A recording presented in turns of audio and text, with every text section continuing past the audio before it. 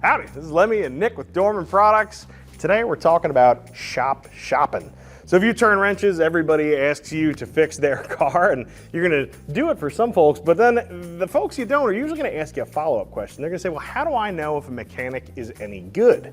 And today, we're gonna get to the bottom of that very question.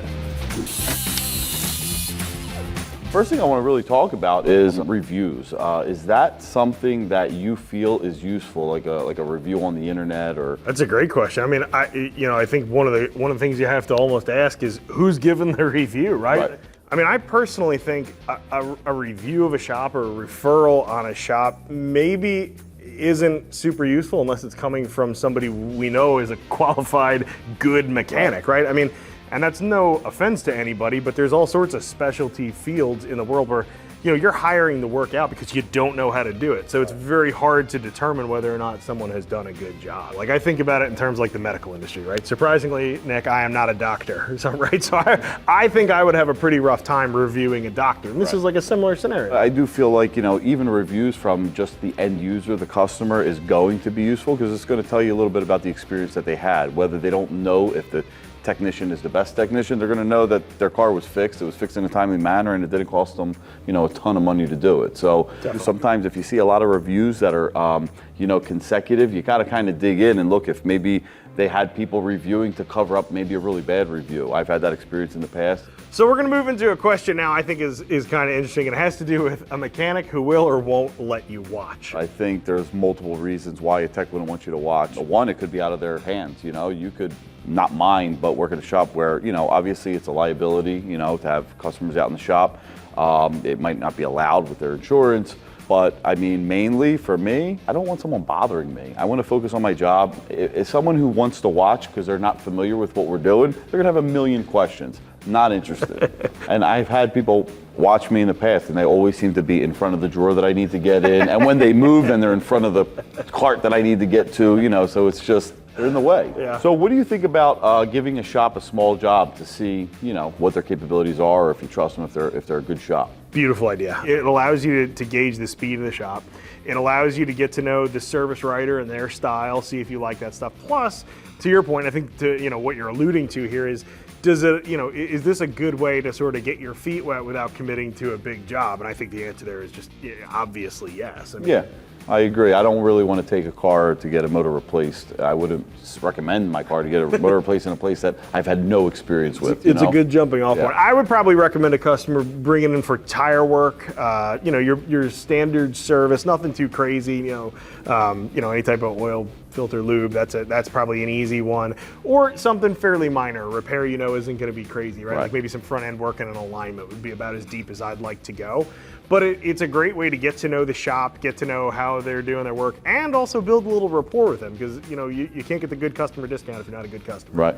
All right, so let's talk about something I think every tech is thinking about, but really I think we might be worried about something that everybody else might not realize, and that is the size and the fanciness of the toolbox. Can customers trust a tech with a tiny toolbox?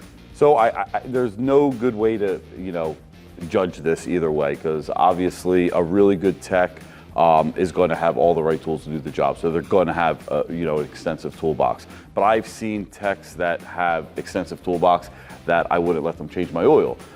There's a lot of people that, they just had money, they got into the industry where they didn't really belong, and they bought all the right tools, maybe bought someone out, and now they look like, the top tech in the shop, but they really don't have the capabilities to back it up. I think those are fair points. I will, just for fun's sake, I'm going to play the opposite side of the coin, and I will say, a tech who's spent a bunch of money on their box, right? That's a tech who has obviously developed at least some sort of commitment to his job. If you've been in the game for a long time, you tend to acquire tools, right? Like, think of all the stuff that's just sort of shown up in the shop over the years that you needed to do one job or another. So I would say there's maybe some truth in that, but in general, maybe there's not a strong correlation here between, a tech's tools and the quality of the work they're going to provide. I think it could give you an idea, but yeah, you got to take everything with a grain of salt, especially toolbox size. Yep. So what do you think about the honesty test? People leaving some money out in the open and bringing the car in the shop and dropping it off. What do you think? Do you think it's a valid valid test, an effective way to. I love it. I think it's a tip. In all seriousness, no, I don't think of it that way. For those of you who might have been living under a rock over the years, the honesty test is generally, I think, understood by customers to be when, you know, they're going to leave some item of value in a conspicuous spot, right? Like a $10 bill left in the cup holder that like a tech can obviously see, etc. And the thinking, I think the general wisdom is that, well, if the item is still there, you know, upon getting your car back, well, then you have an honest mechanic. I think that's maybe a decent test for determining if a mechanic is honest. It is not a good test, however, for determining if a mechanic is any good at his job. That's true. So, to me, that doesn't have a ton of value there.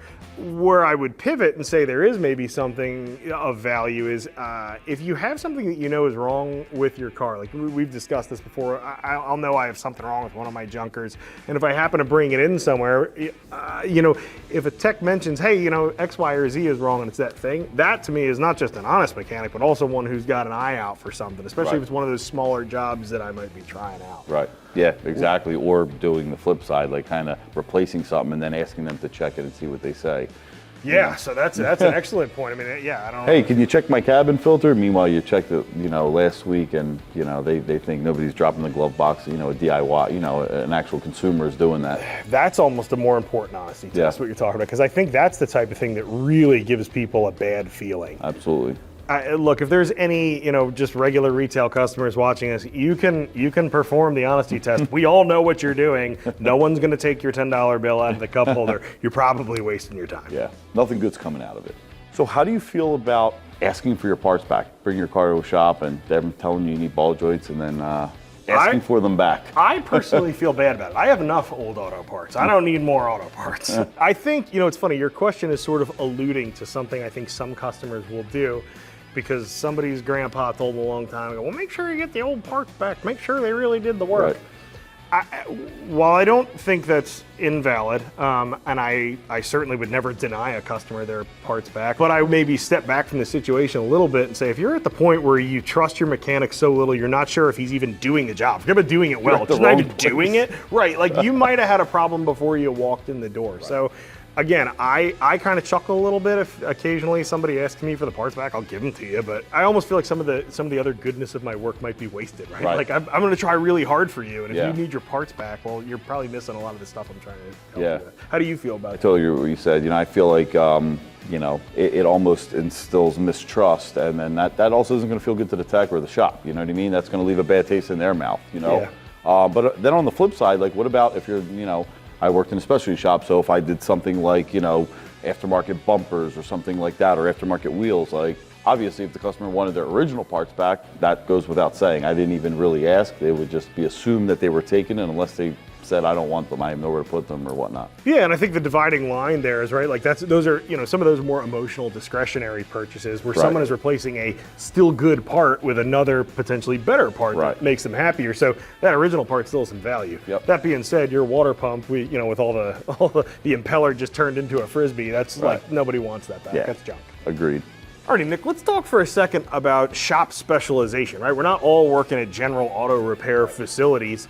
How does that play into this equation? Yeah, there's multiple sides, multiple facets. I mean, for me, I had a performance shop, so I was typically doing performance work. And if it wasn't performance, while I could do it, I wasn't necessarily doing it. If I was slow, I might take on a small job here and there, but I'm not going to be super efficient at it. I'm not set up to do it, so I might charge a little bit more money. So yeah, you know, it really depends. How about you? Yeah, no, that's a great anecdote. You know, as you were talking, I was actually thinking there was some point I owned a small shop and we didn't have a lift. So doing an exhaust job, especially, you know, like was just super difficult. Like you could do it. I mean, I didn't mind jacking up a car and sneaking under there, but you know, I'm balancing a pipe with my toes and my hands. So I would just tell people, I'd turn the work away. I'd say, look, I'm gonna take a longer time to do this than I ought to. I don't want to do the work, and I'm gonna charge you too much money. But I got a guy down the road you probably want to talk to. So I think if a shop is ever turning you out for a certain type of work and giving you a reason why, you might want to take that advice. Yeah, it's for your own benefit. It seems like, you know, if you've got a commuter, a daily driver, you're not doing anything exotic, you might be better off with sort of a single shop doing your work. But if you've got something that's highly modified or a specialty vehicle, something antique, you might want to actually see a couple different people depending on who specializes in what. Yeah, right. So do all customers sort of want the same things? They all have the same expectations. I think, do you think about that when you're bringing your car somewhere besides, somewhere, obviously servicing it yourself? I think one thing that's common to everyone is they're going to want good communication. They're going to want transparency. Nobody's going to like a technician or a service writer or a shop that's going to leave them in the dark, and just kind of surprise them at the end of a job with a big bill. Agree. Or maybe move forward with work that they didn't get approved or something like that. That's the worst. Yeah, so they're going to want some transparency. I think that's one thing that's general across the board. All customers are going to want transparency and communication. Yeah, what do you funny. think? Well, right now you're talking about, I think, quality of service writing, right? Right. Which is sort of its own animal and it's its Yep. own part of the shop experience. As you were talking, I was kind of listening and I was thinking to myself, like, sometimes you have to read a customer, right? Like, there are some customers who want to be kept abreast every step of the way, especially on a larger job. And I'm sure you must have dealt with this with months long, Yep. projects you were doing at your shop. But then there's other customers where they just want to get in and out, right? They don't care. It's more important to them that they get the car done quickly and you're not bothering them all day. Right. And they just want, swipe the card and go. Right. Think about the ancillary services that come along with a shop. Nick, let's even just consider something like the waiting room itself, right? Right. So, I'm sure you probably did not have a luxurious waiting room because almost nobody would have been waiting for Right. a months-long build. Right. That being said, there's some folks, right, who need to work while they're waiting on their car service, right? So they Wi-Fi may be important Yep. to them. They do want some pretty decent coffee and maybe some donuts, comfortable chairs, et cetera, et Yep. cetera. And just because a shop doesn't offer those things doesn't make them a good or bad shop. It's just not something that they may be offering. Yep. So I think as a customer, I would always recommend to a customer, if that stuff is important to you, let a Voice shop it. know up front. Yeah, Exactly, voice it, right. yeah. Like, just because, there's not necessarily, not all shops are good or bad. There's some shops that are just bad for me. This isn't Right. what I want right now. So Yep. I think that's an important consideration. And I would tell a customer, hey, if that's something that you need. Yeah, I totally agree. Again, communication, transparency, even from the customer. is Absolutely. important. Right, exactly. Yeah, good communication never hurts anybody. Well, Nick, I think that's going to wrap it up for now. For those of you out there who are techs, if you're watching this, you're probably watching it embedded in our Shop Press article where we ask techs just like you what they recommend to their customers. But the conversation hasn't stopped just because the video has ended. Make sure you throw your comments in down below. Let us know what you think is important for a customer to ask or tell a shop, or a shop to inform a customer about before service starts. For Dorman Products, that's Nick. I'm Lem. We're out of here.